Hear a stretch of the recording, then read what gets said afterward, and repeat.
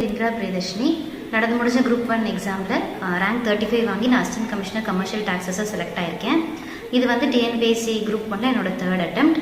நான் வந்து 2019 TNPSC AO exam pass பண்ணி அக்ரிகல்ச்சர் ஆஃபீஸரில் மடத்துக்குளம் பிளாக்ல ஒர்க் பண்ணிகிட்ருக்கேன். ஒர்க் பண்ணிகிட்டே தான் நான் படிச்சிருக்கேன். அதனால் எனக்கு 3 அட்டெம்ப்ட் வந்து தேவைப்பட்டிருக்கு இந்த எக்ஸாம் கிளியர் பண்ணுறதுக்கு. என்னோடய அப்பா வந்து பேர் கேசவன், பிஸ்னஸ் பண்ணுறாரு. அம்மா வந்து ரேகாதேவி, கவர்மெண்ட் ஸ்கூல் டீச்சராக இருக்காங்க. தம்பி வந்து எம்எஸ்சி மேக்ஸ் படிச்சிருக்காரு. இந்த ஜேர்னி பார்த்திங்கன்னா எனக்கு வந்து ரொம்ப பெரிய ஜேர்னி, கிட்டத்தட்ட 7 வருஷங்கள் ஆயிருக்கு நான் ஜெயிச்சு வரத்துக்கு.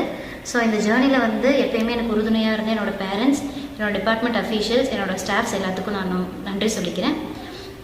அதே மாதிரி ஒர்க் பண்ணிகிட்டே வந்து நம்மளால் படிக்க முடியுமா அப்படின்னு நிறைய பேர்த்துக்கு கேள்வி இருக்கும். கண்டிப்பாக படிக்க முடியும், சாத்தியம்தான். நம்மளுக்கு வந்து ஒர்க் பண்ணால் கண்டிப்பாக வேலை போல இருக்கத்தான் செய்யும். அதில் வந்து நம்ம கரெக்டான ஸ்ட்ராட்டஜி பிளான் பண்ணணும். நம்மளுக்கு எப்போல்லாம் ஃப்ரீ டைம் இருக்கோ, லீவ் இருக்கோ, அந்த டைமில் வந்து கரெக்டாக பிளான் பண்ணி படித்தோம்னா எந்த ஒரு கவர்மெண்ட் எக்ஸாமையும் நம்ம கண்டிப்பாக ஜெயிக்க முடியும்.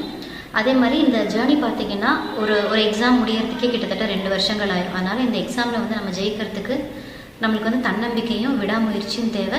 பொறுமையாக காத்துட்ருக்க வேண்டியதும் ரொம்ப அவசியம். அதனால் வந்து ஒரு இடத்துல வந்து நம்ம தோற்று போயிட்டா கூட வந்து அந்த இடத்துல தேங்காமல் மறுபடியும் அடுத்த அட்டெம்ப்டில் வந்து ஜெயிக்கணும் அப்படிங்கிறதுக்காக விடாமுயற்சியோட வேலை செஞ்சோம்னா எந்த ஒரு எக்ஸாம்லையுமே ஜெயிக்க முடியும்.